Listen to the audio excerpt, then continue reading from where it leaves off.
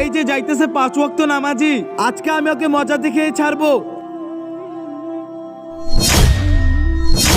আহ আহ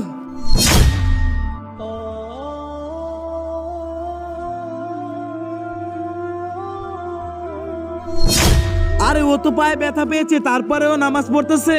ওকে আরো ভালো করে মজা দেখাতে হবে। আরে এখন তো পেটের ভিতরে অনেক ব্যথা করতেছে।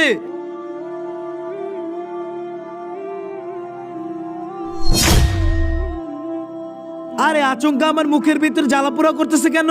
যাই দেখে আসি কি হয়েছে মুখে।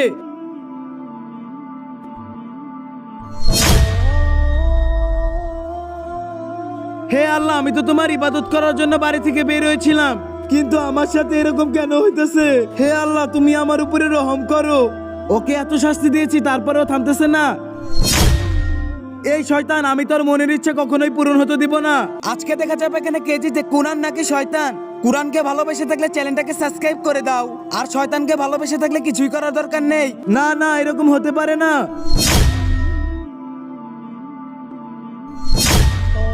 হে আল্লাহ, তোমার শুকরিয়া। আর কমেন্টে তোমরা আই লাভ ইউ আল্লাহ লিখে যাও।